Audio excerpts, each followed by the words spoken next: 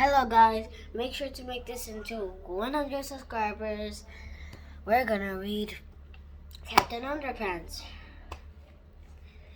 No,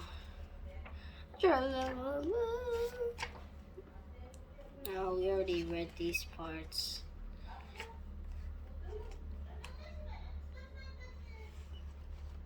We stopped right here. Chapter 5, one day very, very soon. Remember when I said that George and Harold's silly streak got them into big trouble? Big trouble? Once? Well, this is the story of how that happened and how some huge pranks and a little blackmail.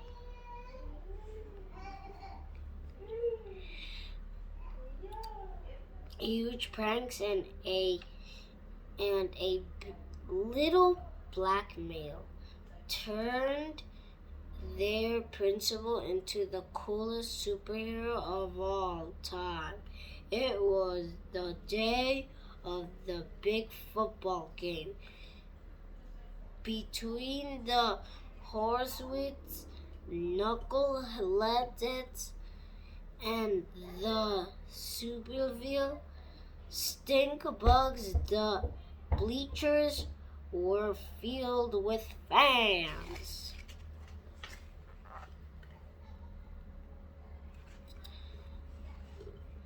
The cheerleaders ran into the field and shook their pom-poms over their heads. A fine black dust drifted out of their pom-poms and sledded all around them. Gimme a K, shouted the cheerleaders. K, repeated the fans. Gimme an N, shouted the cheerleaders. N, repeated the fans. Gimme an A, ha ha achoo, sneezed the cheerleaders. Achoo, repeated the fans. The cheerleaders sneezed and sneezed and sneezed some more. They couldn't stop sneezing. Hey, shouted a fan in the bleachers. Somebody sprinkled black pepper into the cheerleaders' pom-poms. I wonder who did that, asked another fan.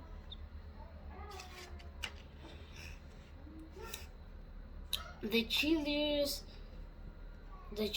stomped the blood off the field, sneezing and dripping with muxuses as the marching band members took their place. But when the band began to play, streams of bubbles began blowing out of their instruments. Bubbles were everywhere, and down the field the marching band slipped and slid, leaving behind a trail of wet, bubbly foams. Hey, shouted a fan in the bleachers. Somebody poured bubble bath into the marching band's instruments. I wonder who did that, asked another fan.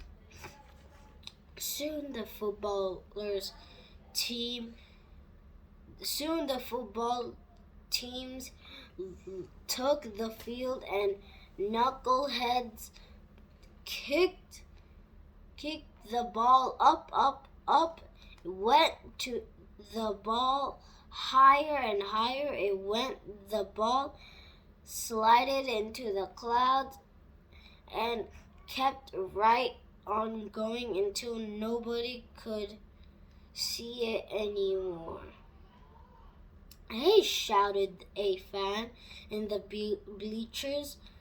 Somebody filled the game ball with helmet. I wonder who did that, asked another player.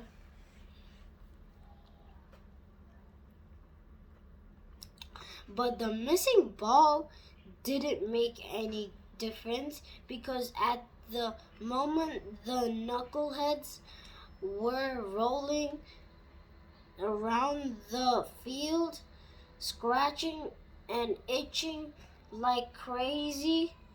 Hey, shouted the coach, somebody replace our depth heating muscles wrap loading with Mr. Prankster Extra Scratchy. Lansing cream. We wonder who did that, shouted the fans in the bleachers. The whole afternoon went on much the same way. The people shouted everything from somebody put some sea monkeys in the lemonade to hey, somebody glued all the bathroom's doors shut. Before long, most of the fans in the bleachers had gotten up and left. The big game had been forfeit, and everyone in the entire school was miserable. Boy,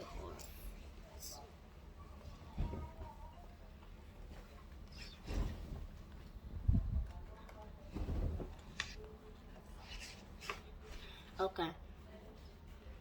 Everyone that is expect for two giggling boys couching in the shadows beneath the bleachers. Those were our best prankers yet, laughed Harold. Yep, chuckling George. They'll be hard to top, that's for sure. I just hope we don't get busted for this, said Harold. Don't worry, said George. We covered our tracks really well. There's no way we'll get busted. Chapter 6, Busted. The next day at school, an announcement came over the loudspeaker.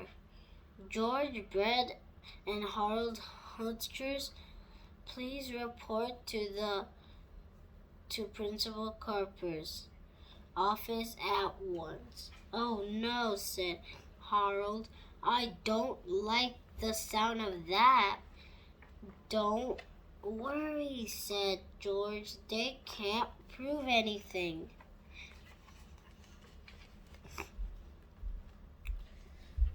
George and Harold entered Principal Carp's office and sat down on the chairs in front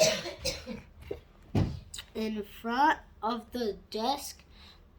The two boys had been in the office together countless times before, but this time was different. Mr. Copper was smiling.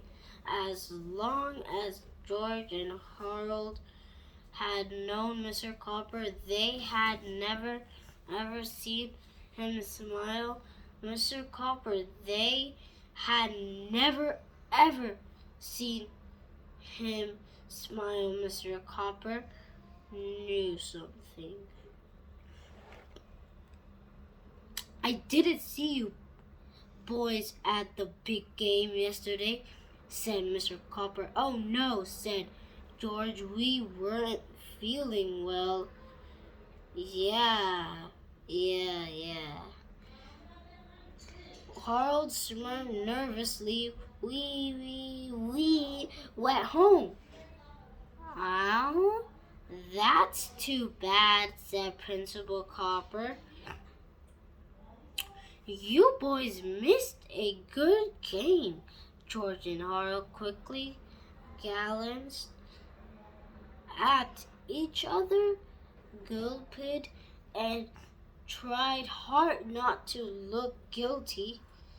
Lucky for you, I have a videotape of the whole thing, Mr. Copper said. He turned on the television in the corner and pressed the play button on the VCR.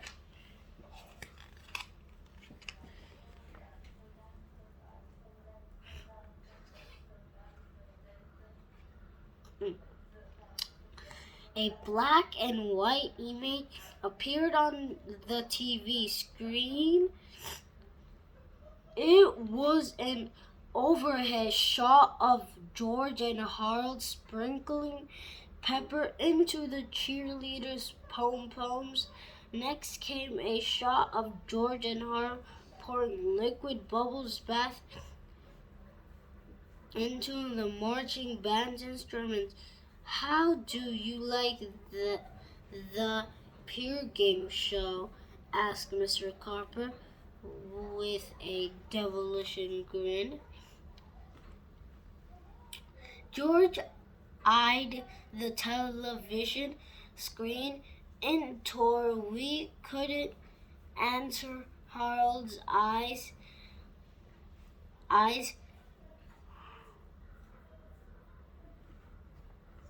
George eyed the television screen in terror. He couldn't answer. Harold's eyes were glued to the floor. He couldn't look. The tape went on and on, revealing all of George and Harold behind the scenes antics. By now, both boys were eyeing the floor, squirming nervously and dripping with sweat. Mr. Copper turned off the TV.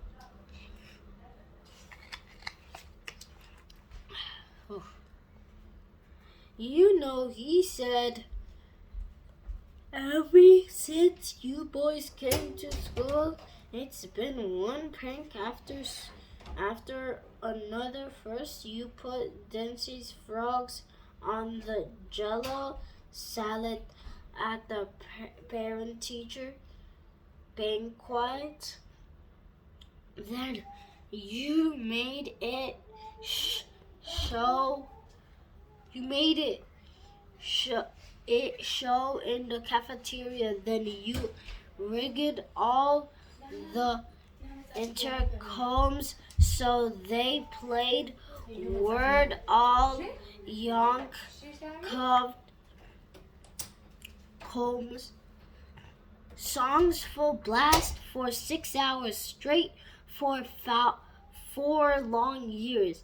You two have been running amok in this school, and I've never been able to prove anything until now.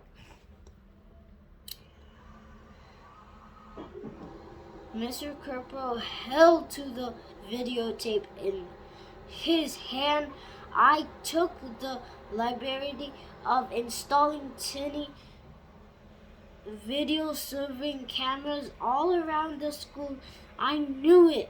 I'd catch you two in the act on day. I just didn't know it wouldn't be so easy. Chapter 7. A Little Blackmailing. Mr. Cropper sat back in his chair and chuckled to himself for a long, long time. Finally, George got up the courage to speak. What are you going to do with that tape? He said. I thought you'd never ask, laughed Principal Kirk.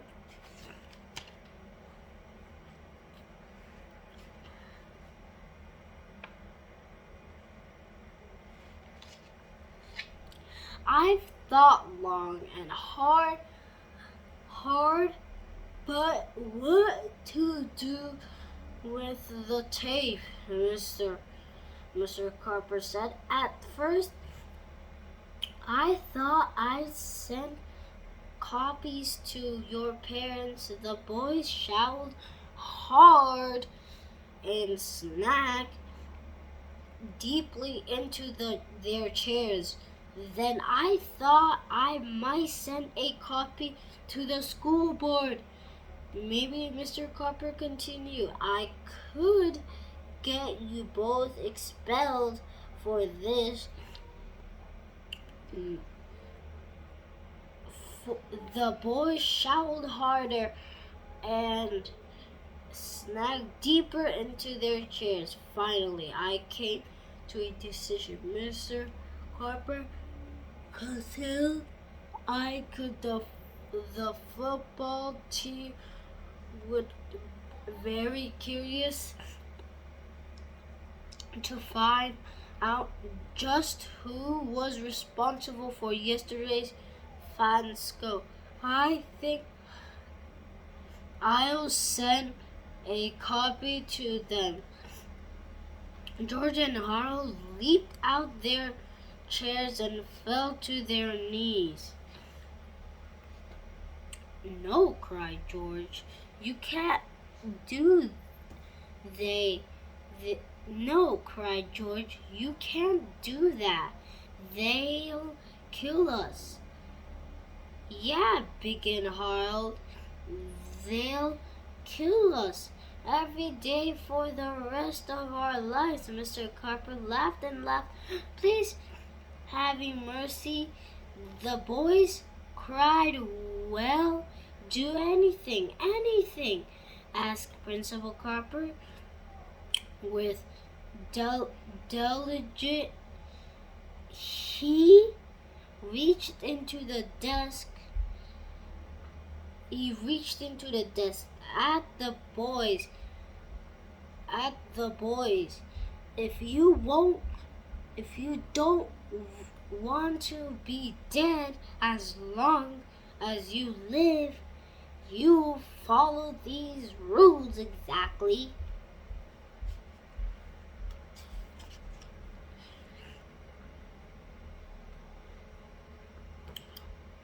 George and Harold carefully looked over the list. This is blackmailing, said George. Called it what you like, Principal Carper snapped. But if you two don't follow that list exactly, then this tape becomes the property of the Horsewood's knuckle lists. This is the last chapter, Chapter 8, Crime and Punishment. Peace.